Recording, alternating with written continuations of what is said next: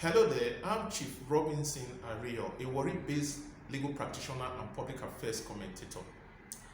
I'm here today to talk to you about the benefits that we can derive from the Gbagi story of a few days ago that got to its crescendo just a few days ago and appears to have died down.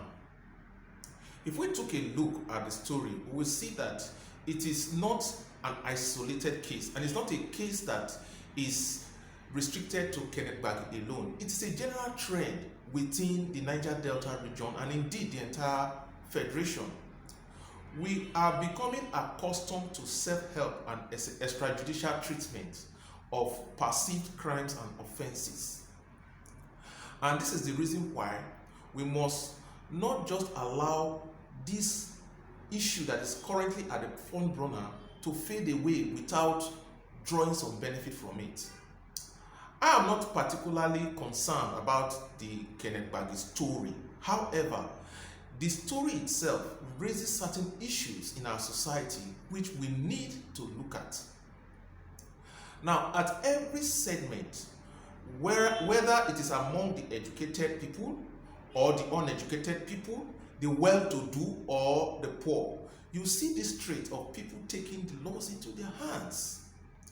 In many of our societies many of our communities across the Niger Delta region, there are illegal cells and prisons that communities maintain, and you have such concepts as task force members and task force officers.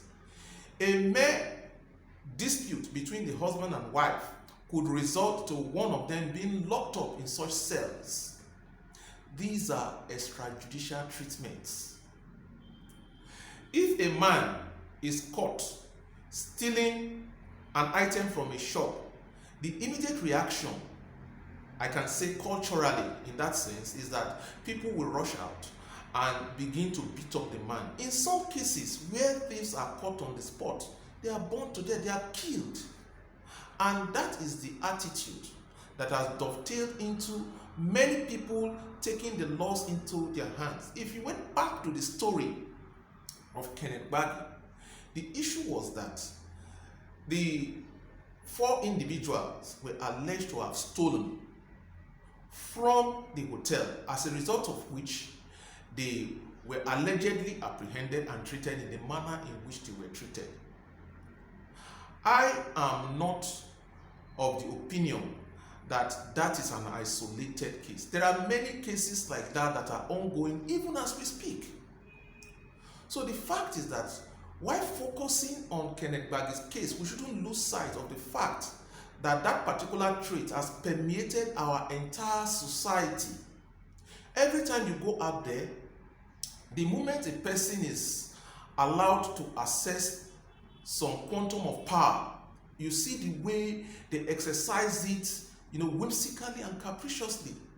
Is it those that are empowered to collect tickets from tricycles, popularly called keke napep? Take a walk there and see the way they treat perceived defaulters. They take the laws into their hands.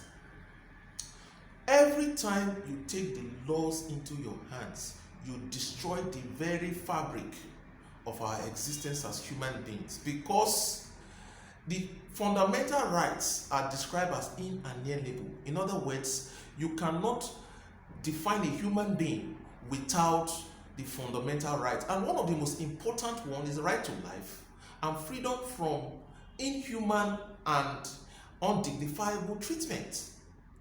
And so, while pointing our fingers at Gbagi and condemning what he has done, we look inwards. Is it the housewife, the way he treats the housemaid?